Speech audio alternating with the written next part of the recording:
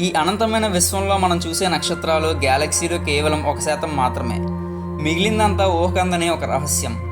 ఇన్ని కోట్ల నక్షత్రాల మధ్య ఎక్కడో ఒక చిన్న మూల నీలిరంగులో ఉన్న ఒక గ్రహం మెరుస్తుంది. అదే మన భూమి. అసలు ఈ సృష్టిలో జీవం అనేది ఎలా సాధ్యమైంది?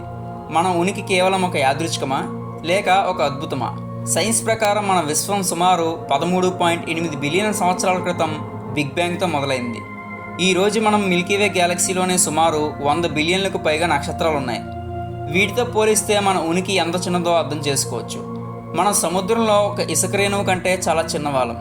అయినా సరే ఈ విశ్వంలో ఆలోచించగలిగే ఏకైక జీవులం కూడా మనమే. విశ్వంలో ఎక్కడైనా జీవం పుట్టాలంటే కొన్ని ప్రత్యేకమైన పరిస్థితులు ఉండాలి.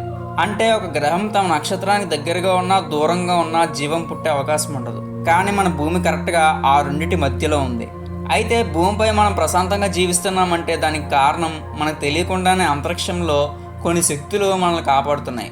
మన సోలార్ సిస్టంలో ఉన్న జూపిటర్ అంతరిక్షం నుండి భూమి వైపు వచ్చే ప్రమాదకరమైన యాస్ట్రాయిడ్స్ని తన వైపు లాక్కొని భూమిని కాపాడుతుంది. భూమికి ఉండే మ్యాగ్నెటిక్ ఫీల్డ్స్ సూర్యుడి నుండి వచ్చే సోలార్ తుఫాన్లను అడ్డుకుంటుంది. ఈ రక్షణ కవచాలే లేకపోతే ఈ పాటికి భూమి ఎప్పుడో శ్మశానంగా మారేది. అయితే ఇక్కడ ప్రశ్న ఏంటంటే, అసలు భూమిపై జీవం ఎలా మొదలైంది? బిలియన్ల సంవత్సరాల క్రితం భూమిపై నిరంతరం పడిన ఉల్కలు మరియు తోకచుక్కలు కేవలం నీటిని మాత్రమే కాదు, జీవం పుట్టడానికి అవసరమైన అమినో యాసిడ్స్ని కూడా అంతరిక్షం నుండి మోసుకొచ్చాయి. అంటే మనల్ని సృష్టించిన జీవకణాలు కూడా ఎక్కడో అంతరిక్షంలోని నక్షత్రాల్లో తయారైనవే. అయితే సైన్స్ ప్రపంచంలో ది గ్రేట్ ఫిల్టర్ అనే ఒక సిద్ధాంతం ఉంది. దీని ప్రకారం విశ్వంలో ఒక జీవం పుట్టి అది మనలాగా టెక్నాలజీని కనిపెట్టే స్థాయికి ఎదగడం అనేది దాదాపు అసాధ్యం.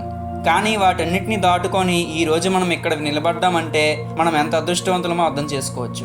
ఈ సృష్టిలో మన ఉనికి ఒక అద్భుతం. ఎందుకంటే ఈ చీకటి విశ్వంలో మన భూమి ఒక వెలుగుతున్న దీపం. అయితే మన భూమిపైన జీవం ఒక యాదృచ్ఛికంగా జరిగిందా? మీరేమనుకుంటున్నారో కింద కమెంట్ సెక్షన్లో చెప్పండి. ఇలాంటి మరెన్నో రహస్యాలు తెలుసుకోవడం కోసం మన కాస్మోస్ అండ్ ఛానల్ని సబ్స్క్రైబ్ చేసుకోండి.